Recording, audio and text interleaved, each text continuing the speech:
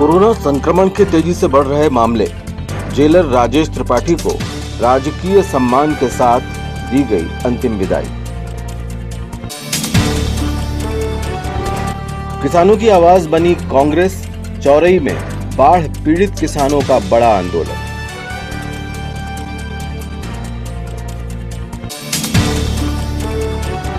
जिला अस्पताल में कोविड के इलाज को लेकर व्यवस्थाएं समुचित। एसडीएम अतुल सिंह ने बताया, ऑक्सीजन की कोई कमी नहीं। और देश के महान इंजीनियर मोक्षगुंडम विश्वेश्वरैया की स्मृति में मनाया गया इंजीनियर्स डे, अर्पित किए गए श्रद्धा सुमन। नमस्कार, सिटी हलचल में आपका स्वागत है। तमाम खबरों के साथ मैं प्रतिभा वीरेन। और अब खबरें विस्तार से। कोरोना संक्रमण खतरनाक से भी भयावह स्थितियों पर पहुंच चुका है। दुखद खबर ये है कि छिंदवाड़ा जिला जेल में पदस्थ जेलर राजेश त्रिपाठी खुद को कोरोना संक्रमण से नहीं बचा सके और उनकी मृत्यु हो गई। आज उन्हें राजकीय सम्मान के साथ विदाई दी गई।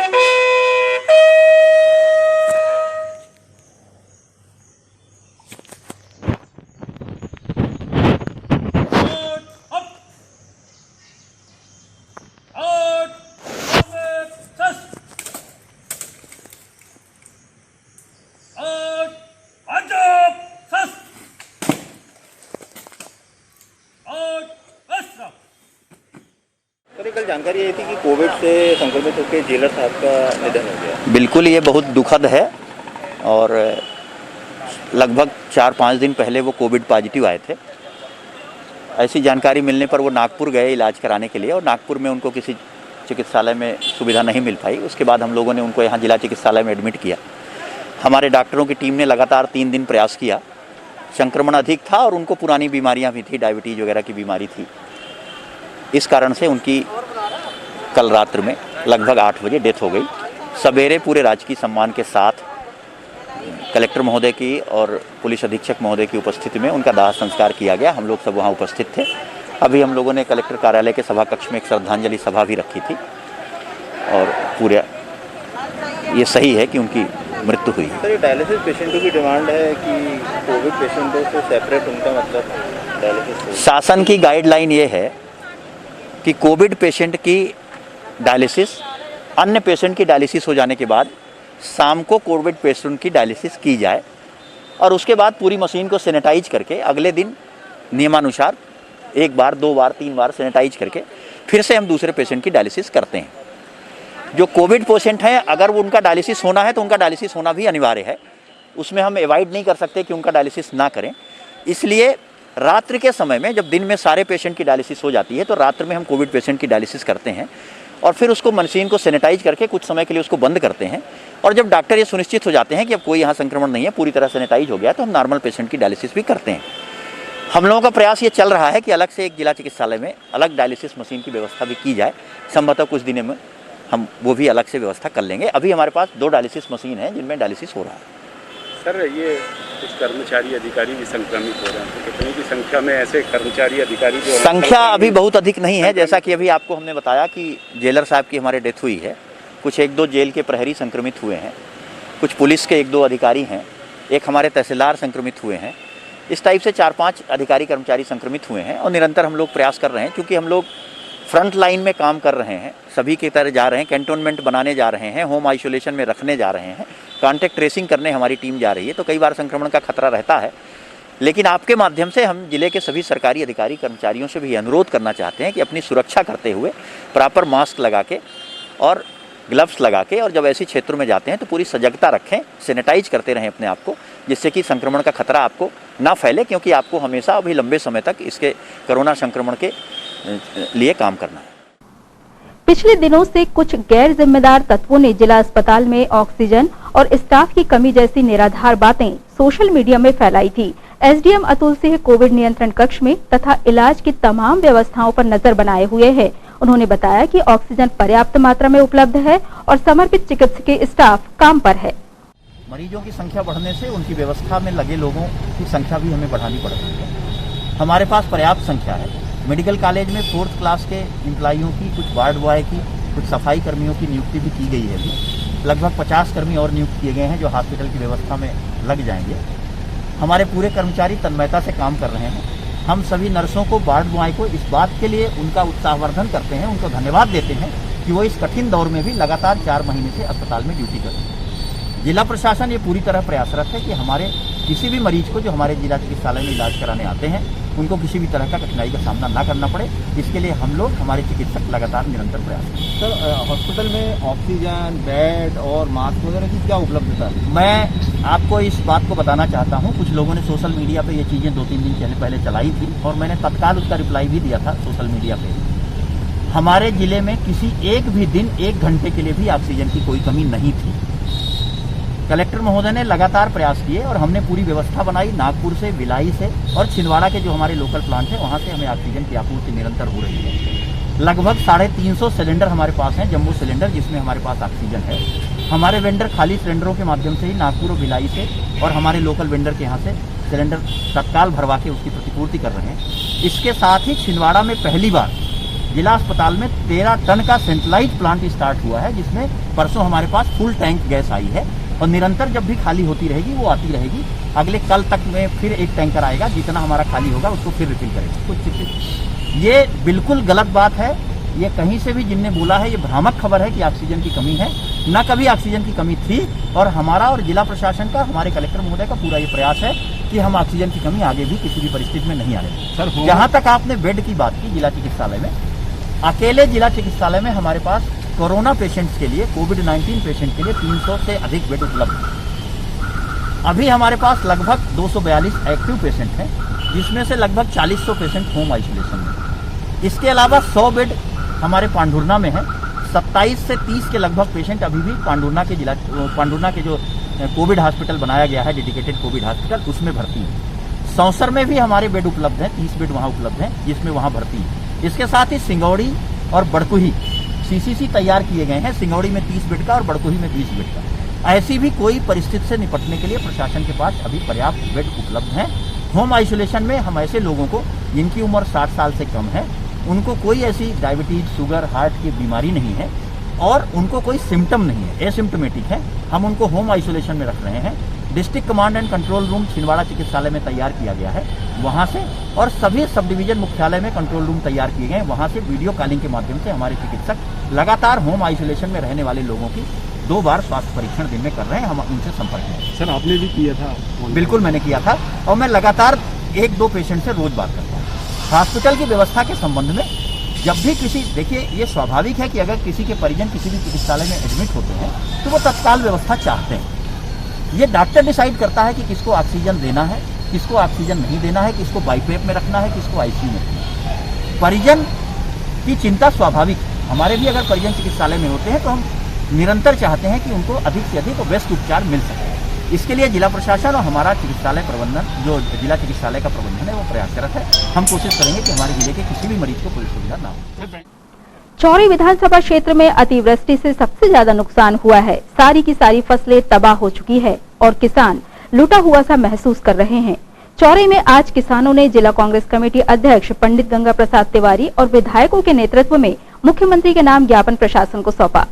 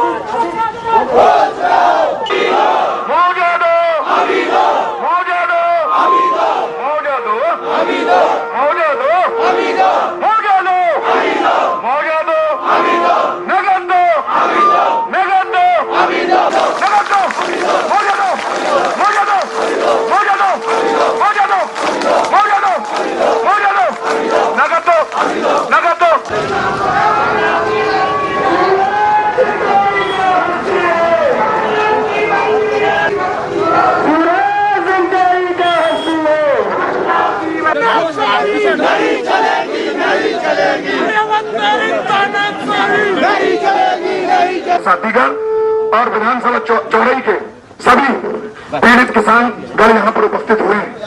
सब लोगों ने बड़े विस्तार से हमारे साथियों ने बात कही है। कमलनाथ जी और नकुलनाथ जी के निर्देश पर आज समस्त विधायक, समस्त कांग्रेस के नेता, जिला कांग्रेस कमेटी के नेतृत्व में यहाँ पर पहुंचे।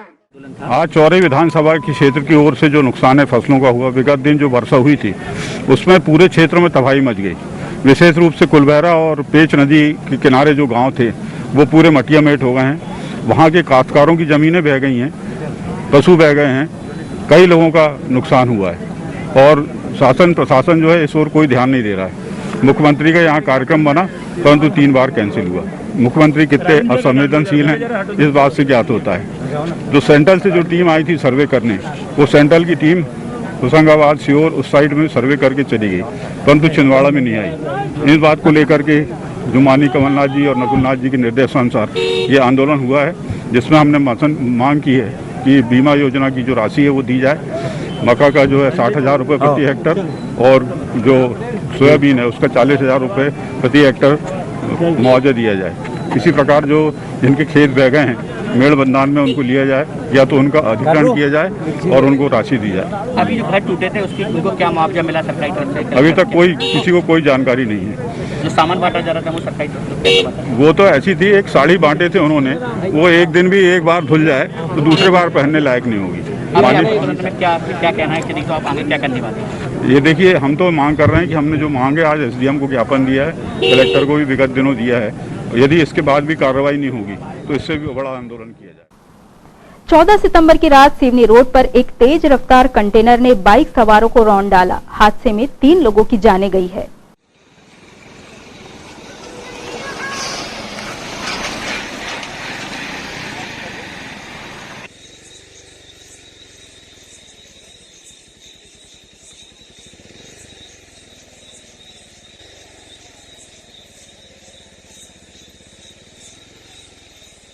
गोल वहाँ को बता रहे हैं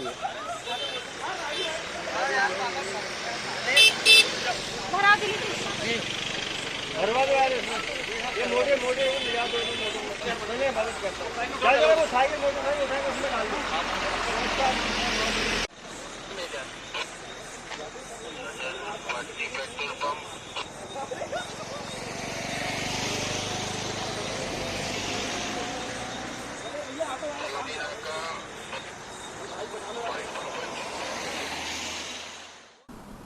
आज देश के महान इंजीनियर स्वर्गीय श्री मोक्ष गुंडम विश्वेश्वरैया की जयंती है। 15 सितंबर का यह दिन इंजीनियर्स डे के रूप में मनाया जाता है।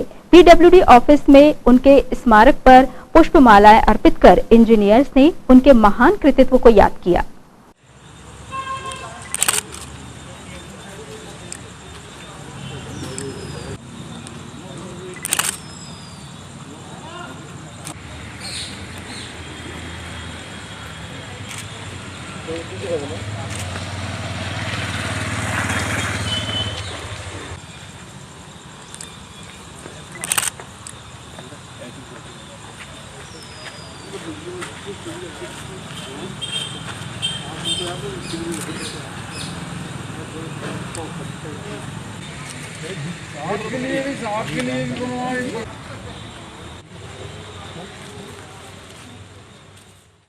पंद्रह सितंबर को जो कि सर्वज्ञात है कि इंजीनियर्स डे के नाम पे मनाया जाता है।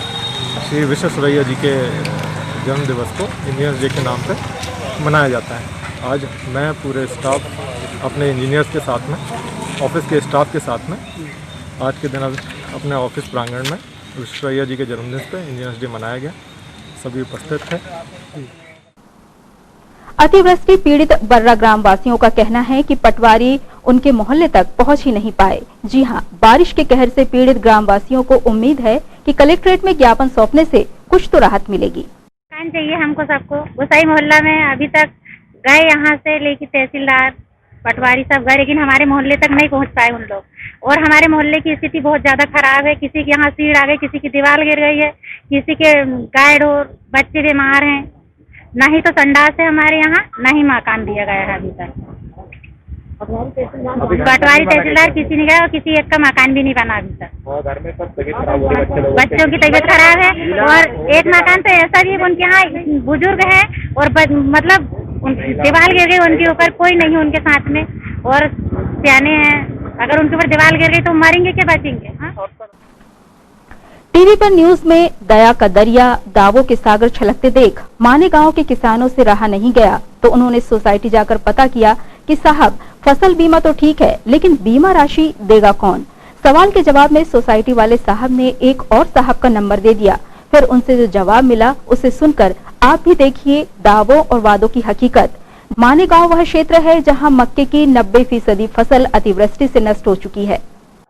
हमारे ग्राम माने गांव के समस्त किसान आए हैं हम लोग। हमारे गांव की मक्का की फसल 90% क्षतिग्रस्त हो चुकी है।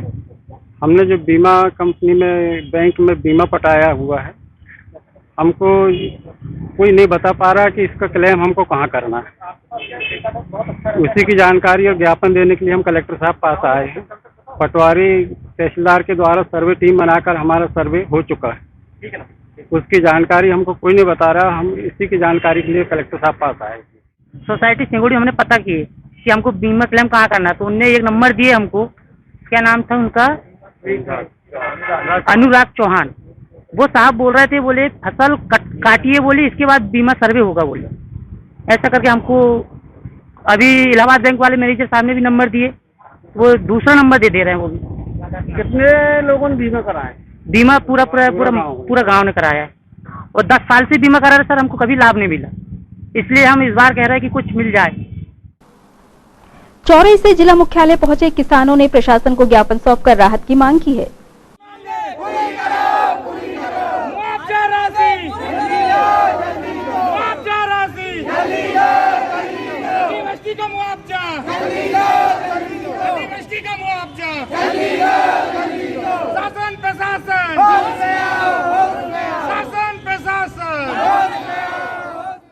से यहाँ पर ग्रामीण लोग पहुंचे हुए थे।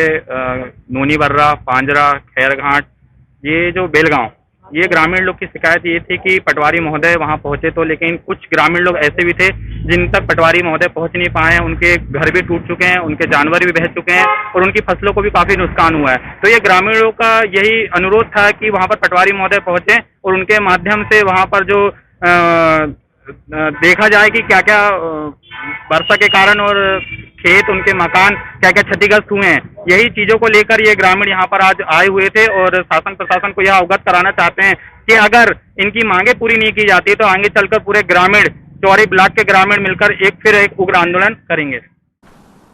स्व सहायता समूहों के जरिए सरकार की विभिन्न योजनाओं का क्रियान्वयन एक बड़ी उपलब्धि है। सरकार द्वारा उचित प्रोत्साहन पाकर महिला सशक्तिकरण की दिशा में आशातीत सफलता हासिल हुई है। राष्ट्रीय शहरी आजीविका मिशन के अंतर्गत स्व सहायता समूह द्वारा उत्साह उल्लास पूर्ण आयोजनों में महिलाओं का प्रोत्साहन सामूहिक उपलब्धि का जश्न कहा जा सकता है। नंबर 3 गुलाबरा में शुभारंभ सहायता समूह के माध्यम से हम लोग समूह की महिलाएं एकत्रित होकर हम लोग हर महीने मासिक बैठक जो होती है, वो बैठक के माध्यम से जो भी सरकार की योजना है उसका लाभ की विषय में चर्चा होती है। जो भी काम मिलेगा हम अपने समूह को आगे बढ़ाने के लिए सब लोग एकजुट होकर काम कर रहे हैं और करना चाहते हैं। और मैं मीडिया के माध्यम से सभी जिले की महिलाओं से ये कहना चाहती हूँ कि स्व सहायता समूह से जुड़िए और आगे बढ़िए और एकता के साथ, एकता, शक्ति और संगठन मजबूत करके समूह को आगे बढ़ाइए। और जो भी हमारे समूह को काम मिलेगा और हमारे समूह का जिस चीज में भी फायदा होगा, जो राष्ट्रीय शहरी विकास आजीविका मिशन के अंतर्गत जो भी हमको भारत सरकार की योजना से लाभ मिलेगा, हम अपने समूह को आगे बढ़ाने के लिए हर संभव प्रयास करेंगे। और मैं जिले की सारी महिलाओं से ये विनती करती हूँ कि समूह में जुड़े और समूह के माध्यम से अपने परिवार को आगे लेके जाएं और अपना भारत देश का नाम रोशन। प्रधानमंत्री नरेंद्र मोदी का जन्मोत्सव सेवा सप्ताह के रूप में समाज सेवा और पर्यावरण सेवा के कार्यक्रमों के साथ मनाया जा रहा है। भारतीय जनता युवा मोर्चा ने पातालेश्वर तथा इमलीखेड़ा प्रक्षेत्र में स्वच्छता सेवा की।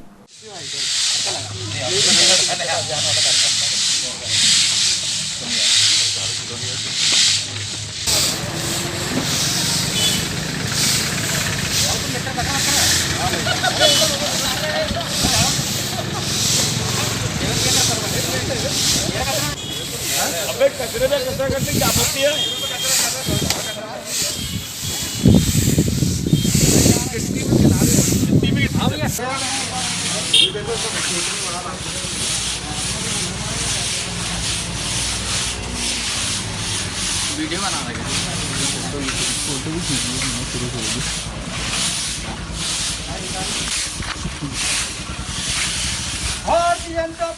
आज भारतीय जनता पार्टी द्वारा पूरे देश में सेवा सप्ताह के रूप में 14 सितंबर से प्रत्येक वार्ड गली मोहल्लों में शुरुआत की गई है, जिसमें आज वार्ड नंबर 20 पातालेश्वर वार्ड में यहाँ के सभी कार्यकर्ताओं ने स्वच्छता का अभियान चलाया है। देश के यशस्वी प्रधानमंत्री माननीय नरेंद्र मोदी जी के जन्मदिवस के अवसर पर 17 सितंबर से लेकर के और 25 सितंबर आगामी पंडित दीनदयाल उपाध्याय जी के जन्मदिवस के अवसर तक भारतीय जनता पार्टी का यह सेवा सप्ताह चलेगा, जिसमें कि विभिन्न आयोजन, रक्तदान शिविर, साथ ही वृक्षारोपण एवं अन्य प्रकार के कार्यक्रमों को पार्टी आयोजित करेगी। जय हिंद, भारत माता की जय। ओबीसी छात्र मोर्चा ने आज महाविद्यालयों में अध्ययनरत छात्र छात्राओं के हक में आवाज बुलंद की है। संगठन ने प्रशासन को ज्ञापन सौंपकर लंबित छात्रवृत्ति मामले में समाधान मांगा है। हमारी मांगे पूरी करो, हमारी मांगे पूरी करो। ओबीसी छात्रों के सम्मान में ओबीसी मैदान में, छात्रों के सम्मान में ओबीसी मैदान में छात्रवृत्ति जल्दी दे। इंकलाब जिंदाबाद, इंकलाब जिंदाबाद, वंदे मातरम, वंदे मातरम।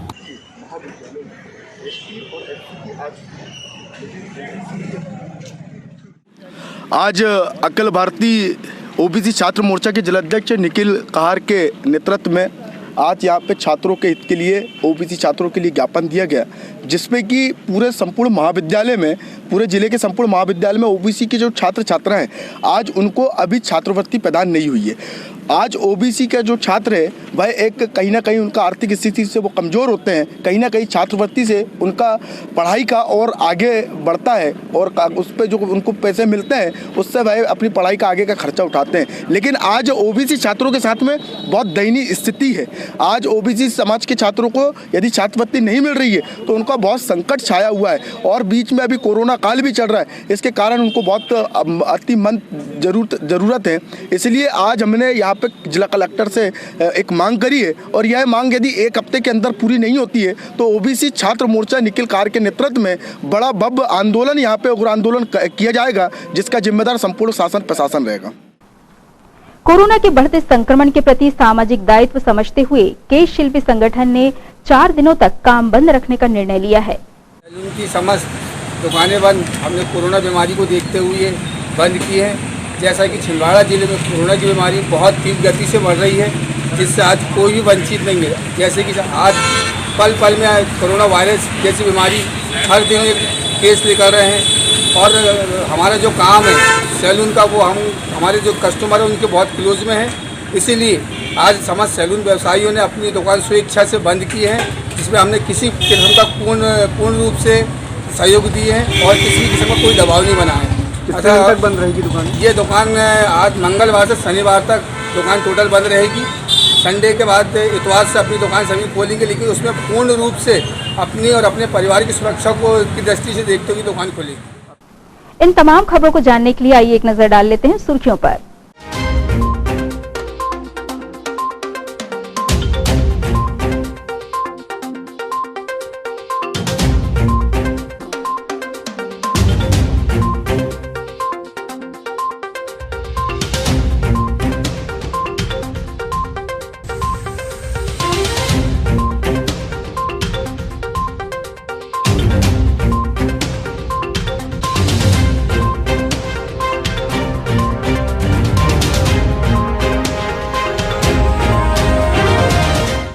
ये थी सिटी हलचल की सुर्खियां। अब आइए रुक करते हैं हेडलाइंस की तरफ। कोरोना संक्रमण के तेजी से बढ़ रहे मामले, जेलर राजेश त्रिपाठी को राजकीय सम्मान के साथ दी गई अंतिम विदाई। किसानों की आवाज बनी कांग्रेस, चौरई में बाढ़ पीड़ित किसानों का बड़ा आंदोलन।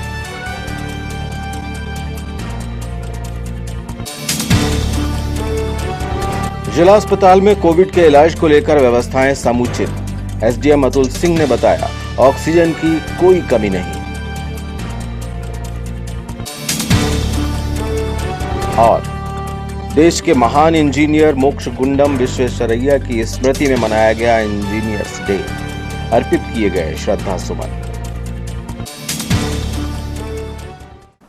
सिटी हलचल की खबरों में फिलहाल इतना ही। हमें इजाजत दीजिए। नमस्कार।